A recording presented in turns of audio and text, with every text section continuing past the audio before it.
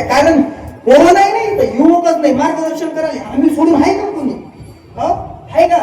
नाही ना.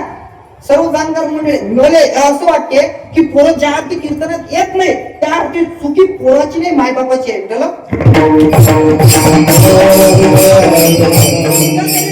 जिथपर्यंत तुम्ही कीर्तनात येसाल ना तिथपर्यंत तुमचे लेकर कसे येतील हो.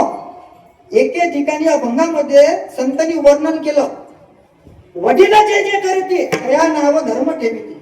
त्या नाव जे मायबाप करत लहान लेकरू असलं तेव्हा माणूस जसा वागतो तसे मायबाप वागतात तसे लेकरं वागतात. एक प्रसंग सांगतो तुम्हाला, दृष्टांत आठवला म्हणून सांगतो. दृष्टांत सांगतो आणि पहिल्या दृष्टांताच्या इकडे वळतो.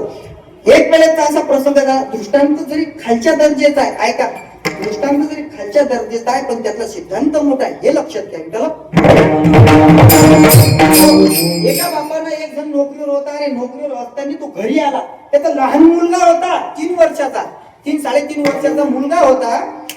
तो बोलायला चालायला टिकला आणि त्याच्या बाबाने एक गाडी आणून दिली, बस एवढी बस आणून दिली आणि हा घरी आला. निरा बस केलं होता. 2-3 दिवस बापानं सैन केलं. पोरांना जर अभ्यास केला नाही तर बापाला सैन वर कारण त्यानं त्याचं काम करावं असं प्रत्येक बापाला वाटते. मग हे काही अभ्यास करत नव्हते. गाडी गाडी गाडी गाडी आणि बापाच्या तोंडातून एक शिवी निघाली, काय ए हराम खोरा ते गाडी गाडी काय खेळतोय तू काय गाडी गाडी खेळतो, तू एक काम कर अभ्यास कर ना, असं बापानं म्हटलं.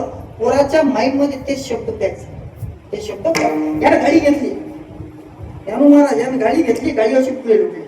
गाडी गाडी असा खेळत होता. पुढे गाडी डिग डिग डिग डिग डिग डिग गाडी निघाली. गाडी इथून तिथपर्यंत नेली आणि तो काय म्हणते माहित आहे का,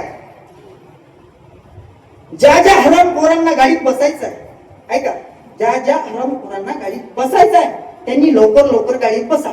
कारण एका हरामखोरामुळे आधीच गाडी आपली लेट झाली. माझा सांगायचा हे उद्देश होता, तुम्ही जे करसाल ते तुमचे लेकर, तुम्ही कीर्तनात येऊन बसा, तुमचे लेकर कीर्तनात येऊन बसतील.